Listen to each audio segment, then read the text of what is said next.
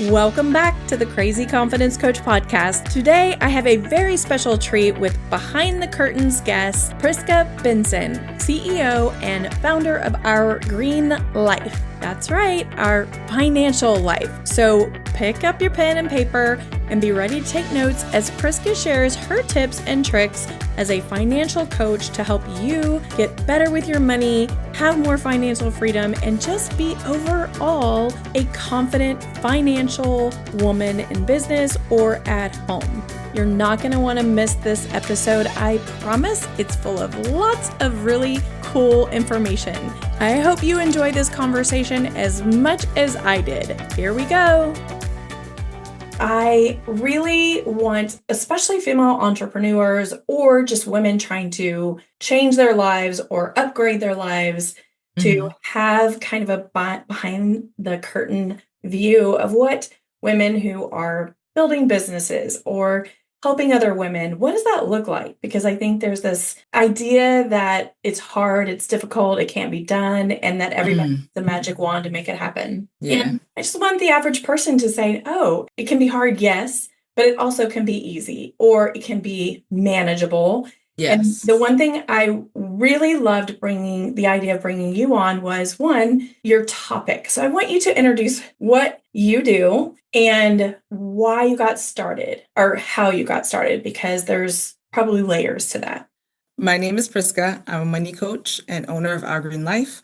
I help professional women create a plan for their money that allows them to live their best life now while securing their dream future. And my background and how I got started is that I graduated in 2011 as a nurse, making more income than both my parents combined. So this felt like, such a windfall, not realizing that I really didn't know squat about managing money. And I lived a life of swiping the credit card, paying down just enough to swipe it again, cashing out my 403B for no reason, doing all these little things that I didn't realize were money mistakes at the time. And then realizing when I got married 2 years later that, hey, I can do more things than just spend money. I can actually save it so I can do stuff that I want with it. I could aspire to a future with money. And so that was the beginning of my intentional journey with money, all because my husband, he had none of the debt. So I was observing, his life. And I'm I want a little bit of that. And then in 2018, I still felt like my net worth could be better if I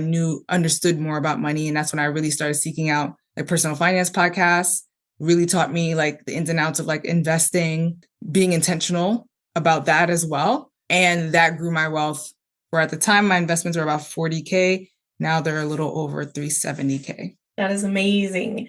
So you actually had no background really in finance or education in that area. Your parents kind of probably lived paycheck to paycheck. Is that, or am I assuming that, or was it just actually you made a lot more money and they managed their money better than you did? Yeah, actually I had two experiences. My dad was a saver, so he always had buku bucks in the bank in comparison to my mom, who was very much the spender.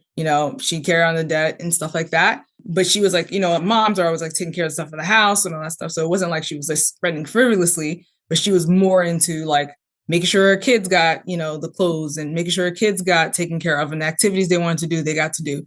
That's where her focus was. And so I kind of had technically the example of both, but clearly veered more towards one than the other. I think I went down your lane too. And then I feel similarly. My mother tended to spend more, but I also think she managed the home. So she was purchasing things to manage the home, right? She wasn't a big go spend for her. Yes. So I love it. Is there a specific experience that you can think of that really made you go down this path, or was it kind of a gradual thing that happened for you? Tell us a little bit about that. It was actually very gradual. And that's why, if I even think about when I first started making the money in 2011 to getting married in 2013, which is the first impetus, then in 2018, there wasn't, I don't think, anything particularly triggering. I think I just, in the Northeast, nurses are like, when you say you're a nurse, people assume you're rich, right? And I was like, my bank account don't agree with that statement, right? So my investment account, nothing agrees with the statement. Okay. We did have savings at that time because we were already starting to be intentional, but not, there's a big difference between growth in savings and growth in investments. And we did not know a lot about investing at the time. So I think there were like a bunch of, it's kind of like any journey, right? It's not linear. There's like those little bumps and these little spikes. And so like all those things were like little spikes to get me to where I am today. That's a great way to explain it, like little spikes, because little by little, you face it a little bit more. You mentioned earlier that you were listening to some podcast or you were just gathering information to get educated, I guess, about that. Were they something you found, or did somebody guide you to those? Nope, I found it myself. I don't remember how I think I just searched it. And the first thing I came in contact with is Her Money podcast by Jean Chatzky. I think that was especially attracting, of course, because it's a woman speaking about finance. But she also didn't speak about finance in a way that was overwhelming or like stop spending on, your nails, that kind of messaging that women get a lot. It wasn't like that. It was more just from an educational perspective. So the Her Money podcast came from a different direction than most advice to women today when it comes to finances. It was very much more education and empowering versus, you spend too much on food, you spend too much on your nails, you spend too much on this. It was more like educating you on what money was. And then she interviewed these other podcasters from Choose FI. So FI stands for Financial Independence. And when they were on there, I was mesmerized. Like that was like it for me. And because I never heard of financial independence, it's not something that's talked about in my community at all. And the concepts that they were talking about, like maxing out your retirement account, I'm like, that was not even a thought for me. Like I literally had I think by that time, my vision for money was a little bit longer than when I first started, right? Maybe like a year or two out. But now they're having me think 30 years out, or maybe even 20 if you think about like trying to do it faster, retiring. So I'm like, wow, these concepts are very like not known. And that's, I think, what inspired me to like start teaching this to others, because it could feel very much, especially for people of color, it could feel very much like that's them, that's for them. Yeah. And but the beautiful thing about investing is that you can do it from the comfort of your home. Nobody can tell you can't be an investor. And so therefore, no. That's the other thing. Like nobody is walking around with a sign that says, I'm an investor, I invested, or I didn't invest, or I lost, whatever. Yep. There's no big sign. Well, one thing that is interesting is the thought process, because I kind of grew up in a place where we just were paycheck to paycheck. Mm-hmm. And I remember one time my mother, we literally didn't have food at home. We walked to the payphone. I'm speaking to my age right now, because we didn't have cell phones. We didn't, we walked down the street, put a dime in the payphone and called my grandmother. And I looked down as a probably 5-year-old, and there was $100 bill on the concrete. And I picked up the $100 bill thinking, hooray, we have groceries. Handed it to my mother. My mother said, oh, honey, that's not our money. That's somebody else's money. They may need it to pay their rent. So she made me take it into the clerk at the convenience store. And I handed it to the gentleman, and he was really nice because I was young and whatever. Yeah. And he said, come back in a week. If it's still here, you can have it. He came back in a week later. It was still there, and he gave it to us. But that was a lesson for me on so many levels. But there was never that feeling of having money consistently. And I think that does really make a difference. And you mentioned being a woman of color and people not having that in their background.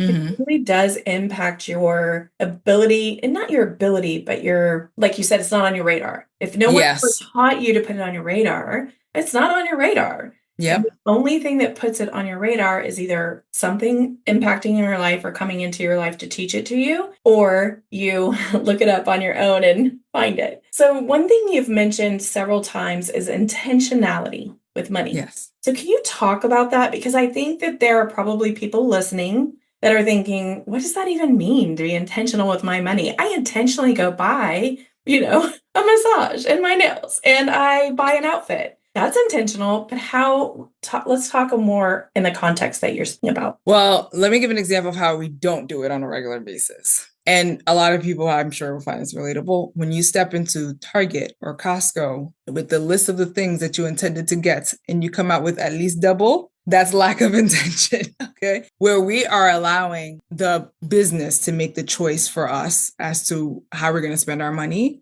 instead of us being like the cash flow managers of our money. And so in being intentional, it's not to say like you'll never just get an extra thing, but like you might give yourself that room on purpose. Like, for example, I go to Costco, I have a list. I'm like, I feel I made a rule for myself that I'm allowed to get one thing off the list. If I see something, I'm like, I just got to have it. But it's the one thing. And that's it, because I am the cash flow master of my household, not Costco. Okay. So, and that was something I had to learn to do. Because when I first got into Costco, I was a member. Hello, the things, the big stuff. Oh, it's just a beautiful place to be, And a lot of people have similar experiences at Target or maybe even with online shopping. But it's really like making the conscious decision, like I have this much to spend and this is how much I'm going to spend. Most of the clients I've worked with, they don't have a lack of money. They have a lack of money management. And so when I work with them to create a plan for their money, like, okay, with this income, this is what we're going to do. This is what we're going to put aside for savings. This is what we're going to invest, whatever the case may be, whatever money you want to put aside, they can implement that and actually see their savings grow versus kind of letting life happen to you. Yes. When you walk into Costco for the first time or Target or wherever you're walking into, it's so easy to get drawn in. I joke because I used to do most of the shopping and I was the one that went to Costco. The first time I took my husband, we spent $500 because he was walking around like a kid in a candy store. Like I had no idea that they had all this stuff. And so now we don't go to Costco unless we have a list. Yes. For that very reason, because it's so easy to see, oh, that would be nice to have. Oh, yeah. That would be fun. And throw it in the cart. And, when you get home, you find that you may or may not use it or what have you. So being intentional about it and managing your money is so important. If we go together, like, no, we don't get to just throw it in the basket. It has to be whatever the purpose is. Yes. So the term, managing your money is really important. So let's talk a little bit about the feelings behind money because they are strong and big time. Shame, blame, all the things. Do you coach people on that piece of it too? And talk to us a little bit about those things just in general. Yes. So people run the gamut of one, just feeling like they cannot manage their money, like it's something that's outside of their ability to do. So we work through that by creating the plan. But other people, it's more like kind of like what we discussed before. I was not raised, like I remember I went to a conference recently where they asked us like, what is like our first money memory? I'm like, I don't have a great memory, but I do remember as a kid being told no often when I went to buy something. And I remember telling myself, I can't wait to make money so I could buy whatever I want. And that so manifested down the line because the amount of shoes this girl could buy, honey, it was unreal because I could. And so by not addressing these things and by not even sometimes we don't even recognize that those things have played a role into our present day. We could be taking on actions with our money and beliefs about money into our present day. And that limits our income producing ability, not only just our income producing ability, but also our ability to save and invest and to even learn things about money. If you feel like this is something that's not for you, for your culture, for anything, like you could just not bother learning it. If you feel like as women, especially like this is too complicated to understand, which is nuts because women do crazy things all the time. They're unbelievable. But with money, it could be like, no, explain it to me like I'm 5. I can't understand this. Like, no. But it's crazy, Prisca, because I just learned something the other day that actually shocked me. That women did not get the ability, weren't given the ability to even get a business loan on their own until the 1980s. Yes. Well, that shocked me because I was born in 72 and I was like, wait, my mom couldn't get a loan to start a business until I was almost 14. Yes. In that time frame, kind of blew my mind because that has framed a lot of the, I guess, thought process for women when it comes to money too. We're just, I'm sure, babies, right? And I find too, when I'm coaching clients just on entrepreneurship or building their business, if they don't confidently believe they can make the money, they won't. They have this subliminal block that they're not even aware of, and they will somehow push that away from them. Yes. So it's, I coach on other things other than just money, but it is something that is interesting to see if somebody's like, oh, I'm not good at making money, or Hmm. I've never had money, or I have to make money is another one. When you Yeah. have to make money instead of have fun in your business, you've blocked yourself from making business because all of a sudden it becomes something that is a have to, it's stressful, it's Yes. no longer part of that flow. So I can't even imagine going into a marriage. And for some people, they walk into that marriage with a lot of debt. And why I say I can't imagine, I came in with school debt. And so my husband Hmm. was great. We had the conversation before and we took time to pay that off. But I can't imagine someone who doesn't have that conversation Yeah. before they get married. And so I've run into some women who have carried in debt or have issues and was spending money, and then that becomes a marriage thing. So do you coach, or do you find that you have that intertwined with the people that you coach and you work with when it comes to money? Yeah. So while I primarily work with women, of course, a lot of these women are attached to other people, so where Imagine it's, that. yeah. So a lot of times that means that encouraging the conversation, but people are not accustomed to having conversations about money. So it's kind of coaching them through how to do that without causing an argument. Like how we can sit down and have a conversation about like, hey, how we can create a plan together. What is our vision together? Like without that, it makes it very challenging to create a life together if we're not on the same page financially in terms of like, what is our goals and how are we going to get there? So, and also too, like I've partnered with other people who are in the couple marriage space. So I always like introduce like my audience to people who do those things as well, like specifically for couples. So that way they can, learn from people who are experts at keeping peace in the marriage.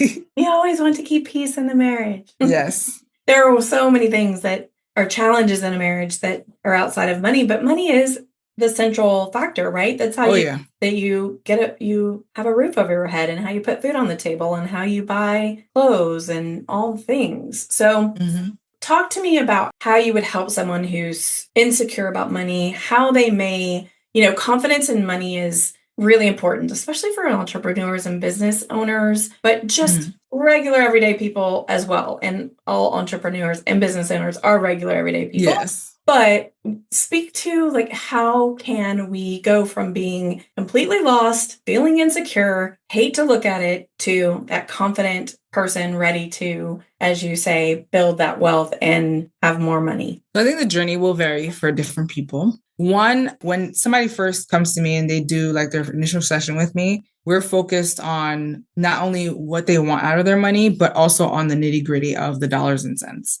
Being able to show someone what their actual circumstance is, usually it's more positive than they thought it was because they feel so negatively about money. I'm able to say, like, big up that, like, hey, like, look at how much this gap that you have between your income and your expenses. Can you imagine what you could accomplish with this gap? Let's explore what that would look like, So that can turn the tide on someone if, they're willing, because everybody's mindset's different. If they're willing to see things in a more positive light versus the way they've been seeing it for all these years, like this weight, this heaviness. And so the whole idea at the end of the day is to kind of make money light and fun, because there are things outside of our control happening in our lives every day. But money is one of those things that we have a good amount of control over. And so why not make this a more positive experience, especially since it can add so much to our lives if we treat it well, if we manage it well, and if we look at it in a positive mindset. It's not about like looking to get millions of dollars in your bank account, but like the funds that you have, that you are stewarding it responsibly. So that way it can do the things that you want for it. Right. It's so fascinating because as you were saying that, I was considering how much like it is when you put your energy in the front end. And I'm thinking of business because I coach that so much. But like the front end, the times where you don't want to spend that extra couple hours working, or you don't want to set a process up for your business, but how much more you get on the backside if you do that.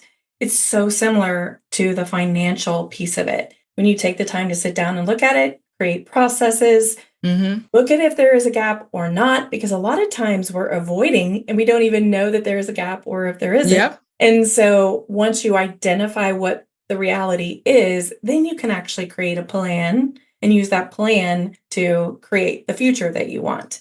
And it's Yep. just getting that clarity. So having a coach to do that, having you do that, especially with the financial piece, is so important. So financial literacy, that's a phrase that you brought up. I didn't bring it up. You brought it up earlier. And I love the term. I'm a lifetime learner. Talk to my listeners about how can they go about starting that journey to get to the point, if they are someone who just doesn't really know where to start, to get to a place where you are, maybe not being a money coach, but getting to a place where they feel confident about their future savings and where they've invested their money. So one of the first things I came across that was very helpful in my financial literacy journey, and I still use it today, is this website called Investopedia. And they have a term of the day that they email to you every day. And that's how I started learning money terms. Literally the simplest thing, but it made it so you weren't learning every single thing at once. And then it made it where over time it like advanced. Like now I'm looking at stuff, I'm like, whoa, like there's no way these words were like the words I was learning at first, because I probably would have been so intimidated. But now I'm like years in, I'm like, oh, look at these terms, So I actually recommended that in my newsletter like last week. Like this is a great tool for financial literacy. Then of course it depends on like your learning style. So some people are more into books. A great book is Ramit Sethi's I Will Teach You to Be Rich.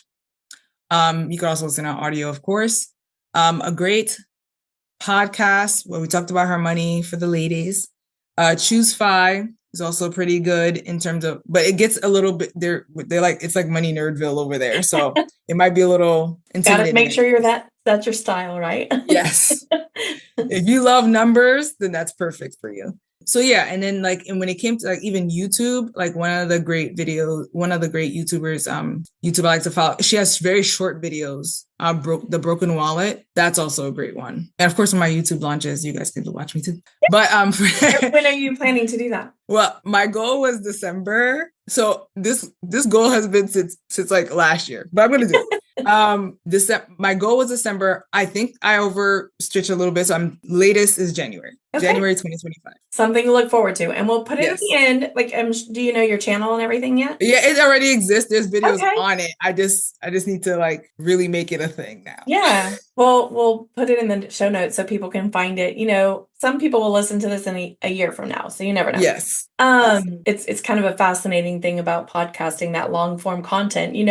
Somebody pops up and you're like, I don't have no idea what I said on that episode 20 weeks ago. So yeah, I'm glad you enjoyed it. I'm going to have you wrap it up by talking a little bit about what would you give the listeners for if they're overwhelmed, they're in debt, and they don't want to do, or they don't know how to handle it. How would you kind of guide them gently and give them hope and help? So I would say get help ASAP, right? It doesn't have to be a financial advisor or a money coach. The first step could be talking to a friend that might be good with money, or maybe even one that's not good with money, because you guys could be accountability partners, in this journey.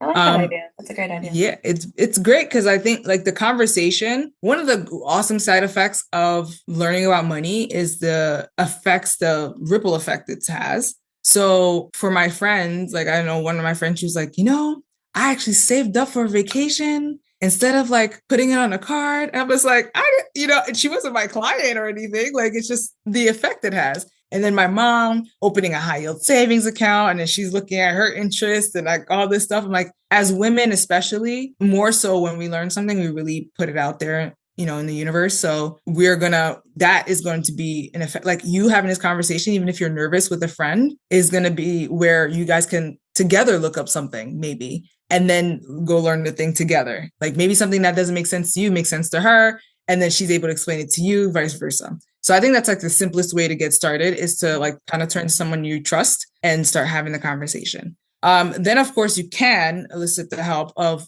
someone like a financial advisor, financial planner, or a money coach. They all kind of do different things. The money coach is very much kind of like, I won't speak for every single money coach's business, but for most of them, it's getting you confident about your money, helping you create a plan that feels good to you, and then also helping you sustain that plan. So providing that accountability. usually with financial planners and financial advisors, they are there to help you see, okay, if you want to accomplish this goal, these are the things you have to do.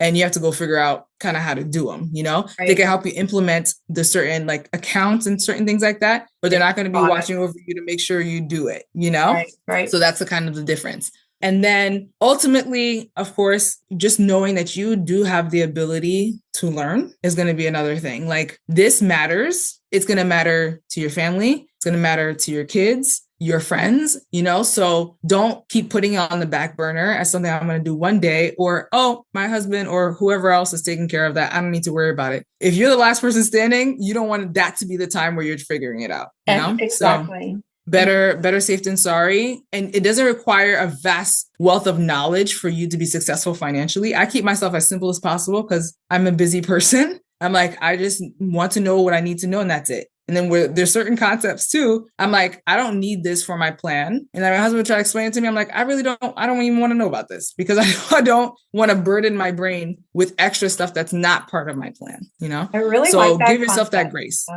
Yeah. Giving yourself grace on if it's not something you're ready, or maybe you're just not ready to learn it right now. Mm-hmm. It's okay to say, I don't want to include that right now. Yep. I want to get your take. And I know I said lastly a few seconds ago when I asked that question, but I'm going to ask you this because it came to me. And I think it's important. So many people think it's taboo to talk about money.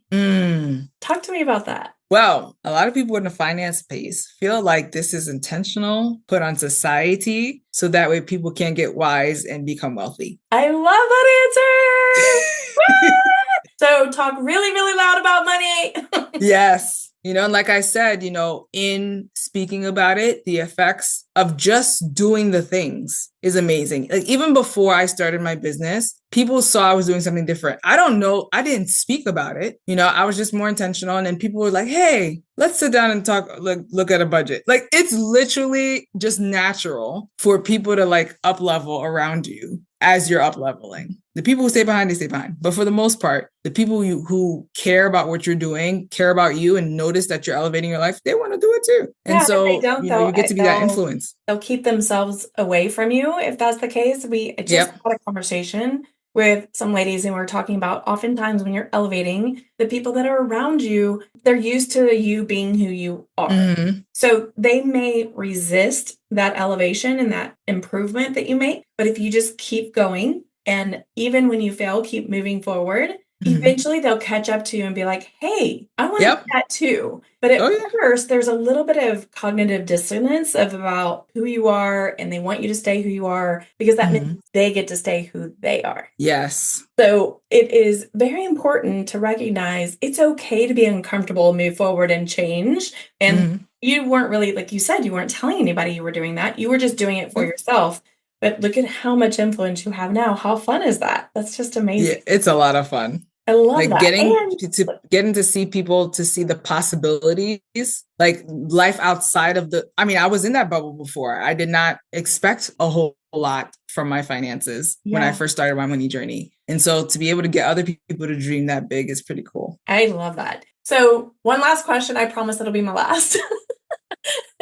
How has this impacted your relationship with your husband? So it's funny because when we first got married, he was the person who had all his money crap together and I was not. And I felt not that he made me feel this way, it was very me because I'm very, very like a leadership type style person and like I'm the responsible one. Felt very much like a weight, you know, in our money journey. And then like over time, like we got to be like neck and neck. And then this is another interesting thing. So recently, he had gotten into a business venture that didn't go well. And so now I'm the one like being the heavyweight, you know? So it creates fun because imagine if he never had given me that example to start with of like how to handle money responsibly. I really don't know how we would handle, I don't know where we'd be today. We might be living at my mama's house, you know, like I don't even know.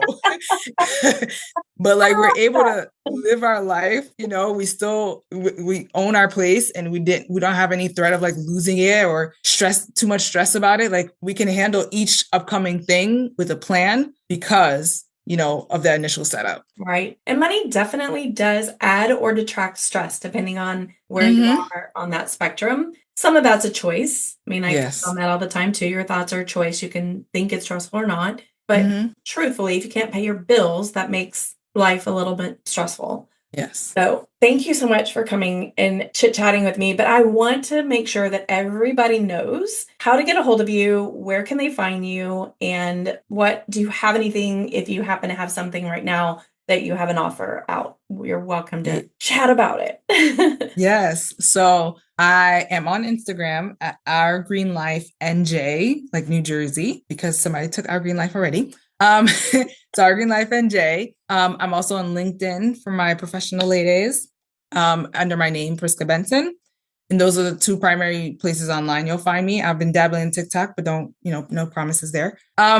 And also through those channels, you can come in contact with my freebie for my peeps. So 3 steps to financial freedom. And it's the initial 3 steps that I took that I think, helps people at least to start seeing the potential of their money into actually creating freedom versus just something to pay bills today and gone tomorrow. So you can get that either on LinkedIn or on Instagram. Wherever you can find me, it's linked. Perfect. Well, I will, if you'll send me that, I will make sure to putting in the show notes. Yes. Link in the show notes. And that way people can just grab it there. But Awesome. I really am excited that you were saying yes to come visit the podcast. And it worked out great because I started this fun series Behind the Curtain. And we'll just visit next time. I found Prisca's information so valuable. Y'all, this was amazing, and it is perfect for the end of the year to start thinking about not only the goals that you have about your life, but also how to tie in the financial goals as well. As you know, I have an amazing planner that is out there and ready for you. All you have to do is check out in the show notes, go grab it, thecrazyconfidencecoach.com, and you can find it under freebies. And let's get started on the new year, y'all. I know that you might need a little coaching, and I'm here for that. Sign up for your free discovery call. Let's get you going. This year is going to be here before you know it. Thank you so much for showing up. And if you haven't already, please leave a 5-star review. It is so extremely helpful. Have a great week. Come back and see me next week. And I love you big.